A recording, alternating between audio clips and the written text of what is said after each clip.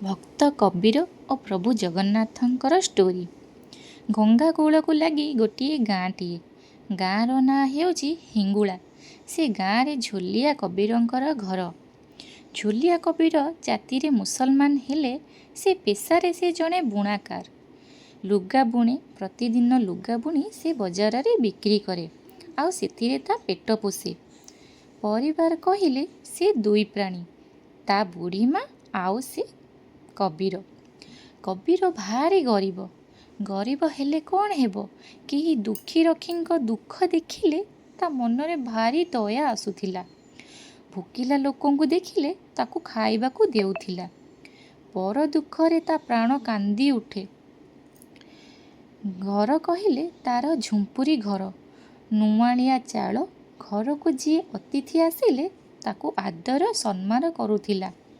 ଶାଗ ପଖାଳ ହେଉ ପଛେ ଖାଇବାକୁ ବାଢ଼ୁଥିଲା। କବୀର ଜାତିରେ ମୁସଲମାନ ହେଲେ ସାଧୁ ସନ୍ଥ ଯୋଗୀ ବୈଷ୍ଣବଙ୍କର ସେବା କରିବାରେ କେବେ ଅବହେଳା କରେ ନାହିଁ। କେବେ ସେ ସାଧୁ ସନ୍ଥଠୁ ଶୁଣିଥିଲେ ଯେ ଏ ଜଗତର ଗୋଟିଏ ନାଥ, ସେ ହେଉଛନ୍ତି ଜଗତର ନାଥ ଜଗନ୍ନାଥ ବୋଲି। ସେବେଠୁ ସେ ତନ ମନ ସବୁ କିଛି ଜଗନ୍ନାଥଙ୍କୁ ସମର୍ପି ଦେଇ ନିଜ ସଂସାରିକ ଧର୍ମ ପାଳନ କରୁଥାନ୍ତି। କେବେ କେବେ ଏମିତି ବି ହେଇଛି, ଯୋଗୀ ଭିକାରୀ ଘରେ ପହଞ୍ଚିଲେ ନିଜ ପାଇଁ ଥିବା ଖାଦ୍ୟକୁ ଦେଇ ସେ ନିଜ ଉପାସରେ ରୁହନ୍ତି। ଝୋଲିଆ ଓ ତା ବୁଢ଼ୀ ମା ଉପାସରେ ପାଣି ବୁନ୍ଦାଏ ପିଇକି ଶୋଇପଡ଼ନ୍ତି।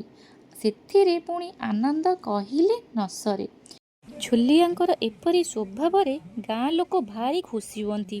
ଝୋଲିଆଙ୍କୁ ଭାରି ଭଲ ପାଆନ୍ତି। ଦିନକର କଥା, କବୀର ଉଦାରତା ଓ ଅତିଥି ସତ୍କାର ଭଲପଣକୁ ରକ୍ଷା କରିବା ପାଇଁ ପ୍ରଭୁ ଜଗନ୍ନାଥ ସ୍ୱୟଂ ଗରିବ ବ୍ରାହ୍ମଣ ବେଶରେ ଗାଁରେ ଆସି ପହଞ୍ଚିଲେ। ଦେହରେ ମଳି କପଡ଼ା, ଲୁଗା ଓ ଚାଲିବାକୁ ବଳ ପାଉନାହିଁ। ଦେହରୁ ବାହାରୁଛି ଦୁର୍ଗନ୍ଧ, ସତେ ଯେମିତି ଅନେକ ଦିନ ହେଲା ଗାଧୋଇ ନାହାନ୍ତି ଏ ବୁଢ଼ା ବ୍ରାହ୍ମଣ। ବ୍ରାହ୍ମଣ ଜଣକ ବାଟ ସାରା ଲୋକଙ୍କୁ ପଚାରି ପଚାରି ଝୋଲିଆ କବୀରଙ୍କ ଘରେ ଆସି ପହଞ୍ଚିଲା। ଚାଲି ଚାଲି ଭାରି ଥକି ଥାନ୍ତି। ଘରର ପିଢ଼ାରେ ନାଦ କିନା ବସି ପଡ଼ିଲେ। ପାଣି ପାଣି ବୋଲି ଡାକ ପକେଇଲେ। କବୀର ଜଣକ ଲୋକଙ୍କର ଡାକ ଶୁଣି ଘରୁ ବାହାରି ଆସିଲେ। ସେତେବେଳେ କବୀର ତା ଲୁଗା ବୁଣା ସାରି ହାଟକୁ ବାହାରିଥାଏ। ହାତରେ ଥାଏ ତାର ଦୁଇଟି ବୁଣା ଲୁଗା। ବୁଢ଼ା ବ୍ରାହ୍ମଣ ଜଣଙ୍କୁ ଦେଖି କବୀର ଚଟ୍କିନି ତା ଘର ଭିତରକୁ ଯାଇ ପାଣି ଆଣି ତାଙ୍କୁ ପିଇବାକୁ ଦେଲେ ଓ ତାଙ୍କ ହାତ ମୁହଁ ଧୋଇଦେଲେ। ବ୍ରାହ୍ମଣ ଟିକେ ଆଶ୍ୱସ୍ତ ହେଲେ। କବୀର କହିଲେ, ବ୍ରାହ୍ମଣ ମହାଶୟ, ଆପଣ ହେଲେ ବ୍ରାହ୍ମଣ ଆଉ ମୁଁ ହେଉଛି ମୁସଲମାନ। ମୋ ଘରେ ଆପଣଙ୍କୁ ଖୁଆଇ ଆପଣଙ୍କ ଧର୍ମ ନଷ୍ଟ କରିବାକୁ ଚାହୁଁନି। ଆସନ୍ତୁ, ମୁଁ ଆପଣଙ୍କୁ ମନ୍ଦିରରେ ଖାଇବାକୁ ବ୍ୟବସ୍ଥା କରିଦେଉଛି। ବୁଢ଼ା ବ୍ରାହ୍ମଣ କହିଲେ, ତୋ ପ୍ରଶଂସା ଶୁଣି ମୁଁ କେତେ ଦୂରରୁ ଧାଇଁ ଆସିଛି। ନାଇଁ, ମୁଁ ଖାଇବିନି, ମୁଁ ଖାଇକି ଆସିଛି। ତୋ ହାତରେ ଧରିଥିବା ଲୁଗା ଖଣ୍ଡକ ମୋତେ ଦେ। ମୋର ଲୁଗା ଚିରିଗଲାଣି, ତତେ ଏ ଲୁଗା ଖଣ୍ଡକ ମୋତେ ଦବାକୁ ହବ। କବୀର ଲୁଗା ଖଣ୍ଡକୁ ବଜାରରେ ବିକ୍ରି କରିବାକୁ ଯାଉଥିଲା। ଧାର ଉଧାର କରିଥିବାରୁ ତାକୁ ଶୁଝିବାକୁ ଚାହୁଁଥିଲା, ଆଉ ବଳକା ପଇସାରେ ତା ଘରକୁ ଡାଲି ଚାଉଳ ଆଣିବାକୁ ଯାଉଥିଲା। କିନ୍ତୁ ବ୍ରାହ୍ମଣର ଏ କଥା ଶୁଣି କବୀର ସେଥିରୁ ଗୋଟିଏ ଲୁଗା ବ୍ରାହ୍ମଣ ହାତକୁ ବଢ଼ାଇ ଦେଲା।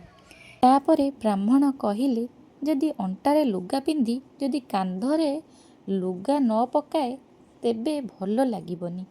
ଦାନ ଦେଇ ଦକ୍ଷିଣା ନ ଦେଲେ ଦାନ ଅପୂର୍ଣ୍ଣ। ତେଣୁ ତୁ ମୋତେ ଆର ଲୁଗାଟିକୁ ଦେ, ନହେଲେ ଦାନ ଦବାର କିଛି ମୂଲ୍ୟ ରହିବ ନାହିଁ। ଏତେ ଶୁଣି କବୀର ଆର ଲୁଗାଟିକୁ ବ୍ରାହ୍ମଣଙ୍କୁ ଦେଇଦେଲେ। କବୀର ବିନମ୍ରତାର ସହ କହିଲେ, ବ୍ରାହ୍ମଣ ମହାଶୟ, ମୁଁ ଏତେକ କଥା ଜାଣିନଥିଲି, ମୋତେ କ୍ଷମା କରନ୍ତୁ। ତାପରେ କବୀର ବ୍ରାହ୍ମଣଙ୍କୁ ଆଦର ସତ୍କାର କରି ବ୍ରାହ୍ମଣଙ୍କୁ ବିଦାୟ ଦେଲେ। ତାପରେ ଘରକୁ ଫେରି ପ୍ରଭୁ ଜଗନ୍ନାଥଙ୍କୁ ସ୍ମରଣ କରି କହିଲେ, ପ୍ରଭୁ ଜଗନ୍ନାଥ, ତମେ ତ ଅନ୍ତର୍ଯ୍ୟାମୀ, ତମ ଇଚ୍ଛାରେ ମୋ ସଂସାର ଚାଲୁଛି, ଏଣିକି ତମ ଇଚ୍ଛା। ଭଗବାନ କବୀରର କଥା ଶୁଣି ସେ ଗାଁକୁ ଯାଇ ବ୍ରାହ୍ମଣ ଗୋପାଳ ବେଶ ଧାରଣ କଲେ। ଗୋଟିଏ ଭାରରେ ପରିବାପତ୍ର ଓ ଡାଲି ଚାଉଳ ଘିଅ ମହୁ ଅନେକ ଜିନିଷ ଧରି ଠିକ୍ ସଞ୍ଜବେଳେ ଯାଇ କବିରର ଘରେ ପହଞ୍ଚିଲେ। କବିର ଘରେ ଏକା ତା ମା ଥିଲେ। ସଞ୍ଜ ହବାରୁ ତା ମା କବିର କଥା ଚିନ୍ତା କରୁଥାଏ। ଘରେ କିଛି ବୋଲି କିଛି ନାହିଁ। ଏତେବେଳେ ହେଲାଣି, କୁଆଡ଼େ ଯାଇଛି କେଜାଣି, ଆସୁନି କାହିଁକି, ଏମିତି ଅନେକ କଥା ଭାବୁଥାଏ। ଠିକ୍ ସେତେବେଳେ ଗୋପାଳର କଥା ଶୁଣି କବିରର ମା ତାର ଘରୁ ବାହାରି ଆସିଲେ। ଦେଖିଲେ କାନ୍ଧରେ ଭାର ବୋହି ଗୋଟିଏ ପିଲାଟିଏ ଠିଆ ହୋଇଛି।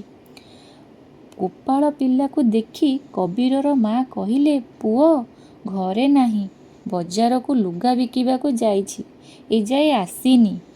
ହେଲେ ଭାରରେ କ'ଣ? ଗୋପାଳ କହିଲେ, ମା ଏସବୁ ତମ ପୁଅ ଝୋଲିଆ ପଠେଇଛି, ୟାକୁ ଘର ଭିତରକୁ ନେଇ ରଖ। ଝୋଲିଆର ମା ଏତେ ଗୁଡ଼ିକ ଜିନିଷ ଦେଖି ପ୍ରଥମେ ବିଶ୍ୱାସ ହେଲାନି। ତାପରେ ଭାବିଲା ବୋଧେ 2 ଖଣ୍ଡ ଲୁଗା ବିକି ସବୁ ପଇସାରେ ଘର ପାଇଁ ସଉଦା କିଣି ଦେଇଛି। ଏକଥା ଭାବି ଝୋଲିଆର ମା ଘର ଭିତରକୁ ସବୁ ଜିନିଷ ନେଇଗଲେ।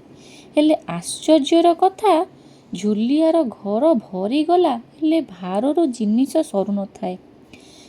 ଝୋଲିଆର ମା ଆଶ୍ଚର୍ଯ୍ୟ ହୋଇ କହିଲେ, ଆରେ ଗୋପାଳ, ତୁ କି ମନ୍ତ୍ର ଜାଣିଛୁ ଖିରେ? ମୋ ଘରେ ଆଉ ଜିନିଷ ରଖିବାକୁ ଜାଗା ନାହିଁ, କିନ୍ତୁ ତୋ ଭାରରୁ ଜିନିଷ ସରୁନାହିଁ। ହଉ ରହ, ମୋ ପୁଅ ଆସୁ, ତତେ ତୋ ମୂଲ ଦେଇଦବ। ଗୋପାଳ କହିଲେ, ମା ମୁଁ ପୂର୍ବରୁ ମୂଲ ପାଇଯାଇଛି। ମା କହିଲେ, ତୁ ଟିକିଏ ରହ, ତୋ ପାଇଁ ରୋଷେଇ କରିଦଉଛି। ଗୋପାଳ କହିଲେ, ନାଇଁ ମା, ଥାଉ, ମୁଁ ଆଉ କେବେ ଆସିଲେ ଖାଇବି। ଏବେ ମୁଁ ଯାଉଛି, ଆଜି ମୋର ଅନେକ କାମ ଅଛି। କହି ଗୋପାଳ ସେଇଠୁ ଚାଲିଗଲେ। ଆଉ ଯାଉ ଯାଉ କହିଲେ, ମା ତମେ ଯେତେବେଳେ ଡାକିବ ମୁଁ ସେତେବେଳେ ଆସି ପହଞ୍ଚିବି। ଗୋପାଳର କଥା ଶୁଣି କବିରର ମା ଭାରି ଖୁସି ହେଲେ। ଗୋପାଳ ଗଲା ପରେ ପରେ କବିର ଆସି ପହଞ୍ଚିଲେ। କବିରକୁ ଦେଖୁ ଦେଖୁ ତା ମା କହିଲେ ପୁଅକୁ, ତୁ ଏତେ ଗୁଡ଼ାଏ ଜିନିଷ କୋଉଠୁ ଆଣିଲୁ? କବିର କିଛି ବୁଝିପାରିଲା ନାହିଁ।